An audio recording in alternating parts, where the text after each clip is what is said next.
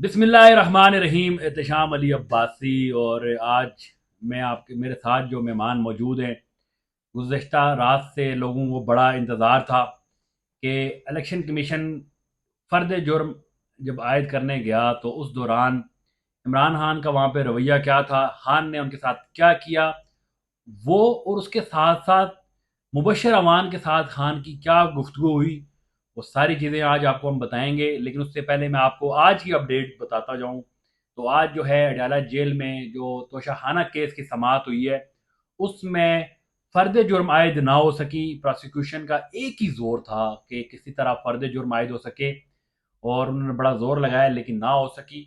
और जो 8 तारीख तक उसकी समाअत मुलतवी हुई है, उसमें एक बड़ी जो अपडेट ये है कि क्योंकि इसमें मलिक रियाज का नाम भी है, तो उनकी तरफ से फ़ारूक एच नायक जो वकील हैं वो पहुंच चुके हैं इस केस में, और इस केस की जो है अब वो पैरवी करेंगे मलिक रियाज की तरफ से।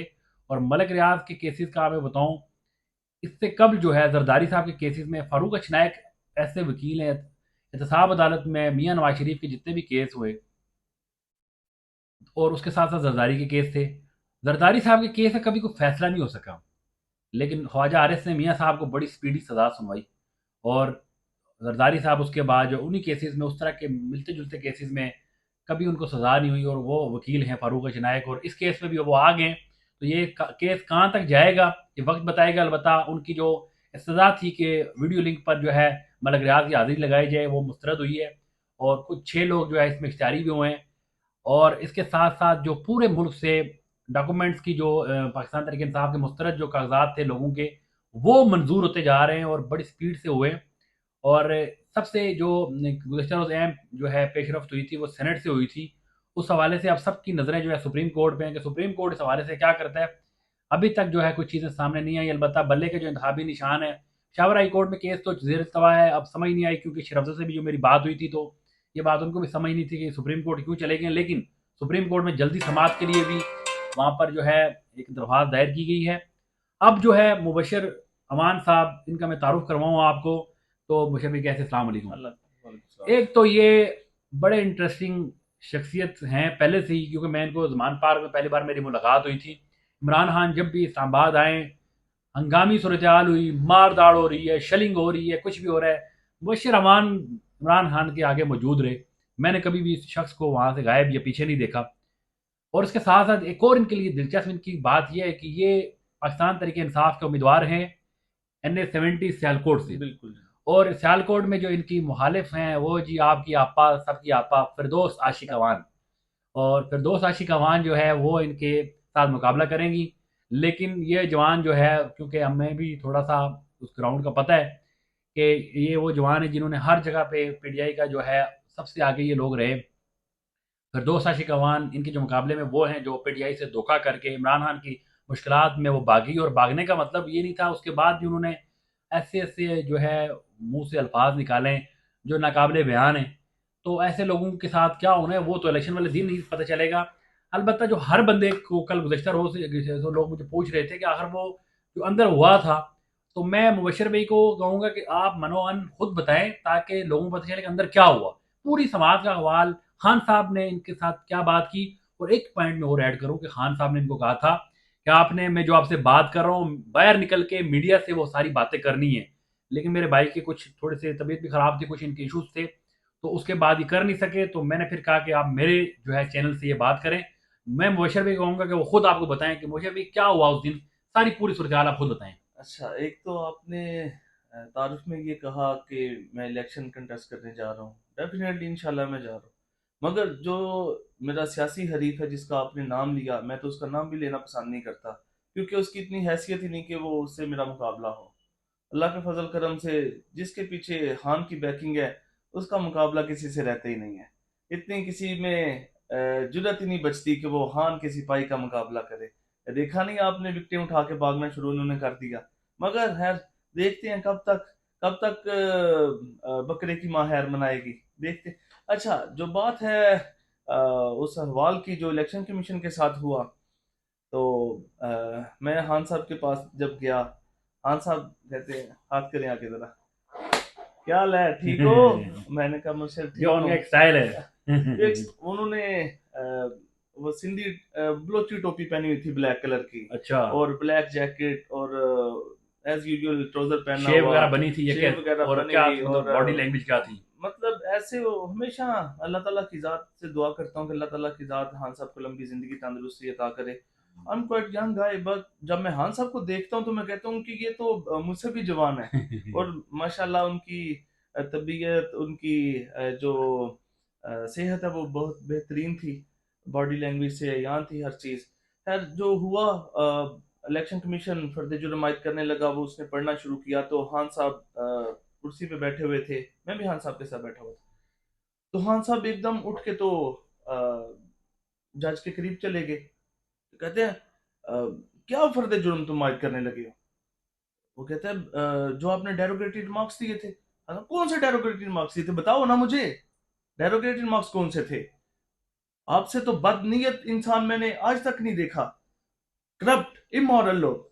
वो इकरामुल्ला जो हैं इलेक्शन कमीशन के जो मेंबर हैं, वो कहते हैं कौन करप्ट? हाँ साहब ने कहा तुम करप्ट हो, अच्छा। तुम ऐसे करप्ट हो। ऐसे बोला? Yes exactly. और फिर मैंने, क्योंकि खान साहब से वो जब मैंने पूछा ये मुकालमे के बाद, तो वो भी मैं बताता हूँ।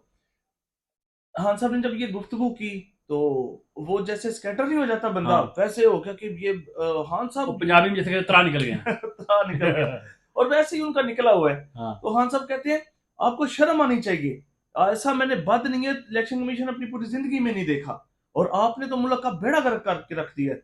आप, और दूसरा वो जो एक है सिंध के जो मेंबर हैं, वो थोड़ी छोटी मूछें रखी हुई हैं, उनका उनका नाम वो मेरे भी ध्यान में नहीं, लेकिन मैं जानता हूँ हाँ। उनको। तो हाँ साहब कहते हैं आप तो किसी हैसियत से बैठे हुए हैं, आपकी तो हलाकी जुर्रत ये होनी चाहिए थी, बल्कि हलाकियत तो आप में है नहीं, आप बैठे किस हैसियत से हैं? आपके अगेंस्ट तो हमने रेफरेंस फाइल किया हुआ है, आप मेरा मुकदमा क्या फाइनल करेंगे? आप मेरा क्या फैसला कर सकते हैं? और फिर भी उसने जब पढ़ना शुरू किया था, हाँ साहब करो जो करना है, कोई फर्क नहीं पड़ता मुझे, बल्कि मीडिया के सामने मैं ये बात कहूंगा, मुबशर ये जो मैं बातें कर रहा हूँ ये तुमने मनवन सारी की सारी जाके मीडिया के ऊपर कर दी है, याद रखना। मैंने कहा हाँ साहब, जो आपने जब हाँ साहब वापस बैठे, तो मैंने कहा हाँ साहब आपने तो उनके धुएं निकाल दिए सर। हाँ साहब कहते ऐसे कर, हाँ साहब बैठे थे, मैं खड़ा था, कहते हैं वाकई? मैंने कहा हाँ साहब डेफिनेटली मैं देख रहा हूँ। अच्छा फिर मुबशर ये बात तुम सुन लो, बाहर जाके तुमने ये सारी की सारी बात कोड एंड कोड करनी है। और मैंने कहा हाँ सब सारी बातें, हाँ हाँ सारी बातें मेरा नाम लेके करो, सारी बातें तुमने करनी है। तो मैंने कहा ठीक है मुर्शद, जो होगा इंशाल्लाह। फिर मैंने खान साहब को दो बुक्स लेके गया हुआ था, एक बुक जो ऊपर थी, खान साहब कहते हैं यार ये तो मैंने पहले पढ़ ली है, और जब दूसरी थी द कुरान स्टडी, तो उसका नाम पढ़ के तो मेरी तरफ कहते हैं शाबाश, ये तो तुमने बड़ा अच्छा किया है। मैंने कहा मुर्शद बस मेरा दिल था कि मैं आपके लिए बुक लेके जाता। और फिर मैंने, मुझे कहते हैं कि तुमने नेक्स्ट किस दिन आना है? मैंने कहा मुर्शद हर बार मैं आता हूँ, मगर वो एंटर नहीं होने देते, तो मैं जिस दिन आऊँगा, फिर उन्होंने मुझे एक बुक का और नाम बताया, वो कहने लेके आनी है मेरे लिए बुक। मैंने कहा इंशाल्लाह वो भी मैं लेके जाऊँगा, अब माइट भी शायद मंडे को मैं इंशाल्लाह खान साहब के लिए वो बुक लेके जाऊँ। बाकी जो टिकटों की बात कर रहे थे आप, वो अ, क्योंकि मुझे मेरे ज़राए ने बताया कि आपके जो आपका एरिया है, उस हवाले से टिकटों की कोई आपसे डिस्कशन खान की हुई है, जो कि मेरे ज़राए ने बताया। अभी तो आप मेरे ज़राए हैं, लेकिन मेरे एक और ज़राए ने बताया, तो उस हवाले से बताएं कि टिकटों के हवाले से क्या होने जा रहा है। अ, टिकटों के हवाले से जो खान साहब से बात हुई, चूंकि हल्के की रिप्रेजेंटेशन कर रहा हूँ, और मुझे मुर्शद ने स्पेशली इस बारे में बुलाया, फिर मैंने मुर्शद को प्रॉपर ब्रीफ किया, बताया कि हल्के की जो सूरत हाल चल रही है, तो वो not going to disclose yet, but इंशाल्लाह विद इन 2 डेज वो सारी चीज़ें सामने आ अनाउंस जाएंगी, वैसे चूंकि भी ये टिकट तो अनाउंस इंटरनल, हो ही जानी है। हाँ इंटरनल मैटर है, तो मैं अभी वो बात नहीं करना चाहूंगा।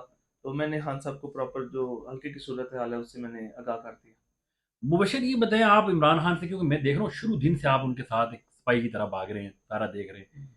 वो इमरान खान जो बाहर था और अंदर वाला इमरान खान, उसमें बड़ा फ़र्क क्या है? ईमानदारी की बात ये है कि मेरे तो वो सियासी लीडर जो हैं, मगर उससे बढ़ के वो मेरे मुर्शिद हैं, क्योंकि मेरा उनसे एक रूहानी रिश्ता है। मेरी माँ हमेशा मुझे ये कहती थी कि मुबशर कोई पीर पकड़ो, मर्द के लिए जरूरी होता है कोई पीर पकड़ो, तो मैं अम्मा को कहता मुझे तो कोई मिलते ही नहीं है ऐसा, गुनाहगार बंदा हूँ मैं खुद, और दुआ करता रहता हूँ कि अल्लाह मुझे हिदायत दे।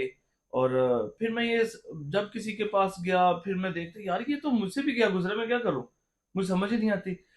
अल्टीमेटली वक्त यहाँ पे लाके मुझे खड़ा कर दिया कि मैंने देखा कि जो एक अल्लाह के वली की जो सिफात होती हैं, वो तो इस शख्स में सारी मौजूद है।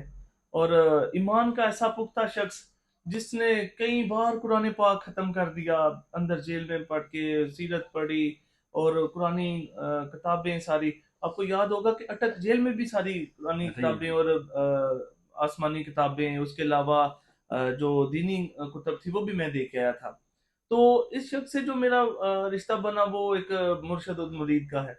दूसरे नंबर पे जो आप पूछ रहे हैं कि वो शख्स बाहर कैसे थे और अंदर कैसे हैं, बाहर शायद कभी मुझे लगता था कि हाँ साहब बाज़ औक़ात चीज़ों को थोड़ा-सा सोच लेते थे या सोच लेते थे क्या पता करूँ? नहीं क्या होगा, क्या नहीं होगा। अब तो वो हाँ साहब जो स्पॉन्टेनियसली जो ब्लंटली रिस्पॉन्ड करते हैं, मैं तो कहता हूँ कि मैं शायद कैदी हूँ और खान साहब आजाद हैं, और ऐसे वो मैं मुझे जब गया तो मुझे भी ऐसा लगा था कि हम कैदी हैं और वो शख्स वो जो है ना, आजाद है। मैं वो हमारी जो है ना वो तहकीकात करने हर हैं। बार ऐसे अभी होता जैसे है। आपने जो बात की है कि खान साहब ने कहा करो जो करना है। हाँ, फिर खान ब- साहब ने जो ऐसे मतलब किया ना, जाओ करो जो होता है, मुझे कोई फर्क नहीं पड़ता। और उसके अगले दिन आना था उसने, नहब ने। हाँ। तो हाँ सर आने दो इसको जरा, मैं करता हूँ इसकी क्लास, मुझे क्या फर्क पड़ रहा है, कह तो मैं पहले ही हूँ, इनके पे गुस्सा तो निकालू ना मैं अपना जो इन्होंने गैर कानूनी हथकंडे इस्तेमाल कर रहे हैं।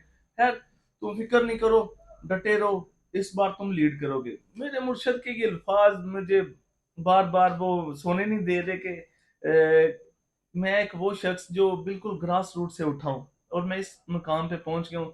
ये मेरे माँ बाप की दुआएं हैं। बड़ी बात है। अ, और मेरे भाइयों का साथ है, वो हमेशा मुझे बैकिंग करते हैं। तो जैसा कि बिल्कुल। आपने सुना है कि मुबशर अवान जो कि NA-70 से उम्मीदवार भी हैं, और वहाँ पे इन्होंने बहुत बड़ी एक रैली भी निकाली है, वो आप उनको सोशल मीडिया पे देख भी सकते हैं। इन्होंने इमरान खान से मिले और इमरान खान के मिलने के बाद जो इनके जज्बात हैं वो आपने सुने। और एक चीज़ आपको बार बार जो मैं बता रहा था कि अंदर वाला इमरान खान बहुत खतरनाक हो चुका है। वो ये कहता था कि मुझे पकड़ेंगे तो मैं ज़्यादा खतरनाक हो जाऊँगा। वो वाकई खतरनाक हो चुका है। और अंदर केसेस जितने भी चल रहे हैं, इमरान खान को उन केसेस से कोई सरोकार नहीं है। वो देख रहे हैं कि बाहर जो उनके लोग हैं वो किस हाल में हैं। बल्कि मैं लास्ट टाइम भी मुझे भी उन्होंने यही कहा था कि मेरे कारकुनान को आपने कहना है कि डटे रहें, आपका कप्तान आपके साथ है। तो ये बड़ी बात होती है कि एक बंदा जेल में है और अपने कारकुनान के लिए ज़्यादा फिक्रमंद है। इंशाल्लाह मुबशर भाई दोबारा मंडे को जाएंगे जेल, फिर इनसे हम पूछेंगे इस हवाले से पूरी डिटेल। तब तक के लिए अल्लाह हाफिज़। इंशाल्लाह आपको मजीद वीडियो के लिए साथ जो है दोबारा हाजिर होंगे। अल्लाह हाफिज़।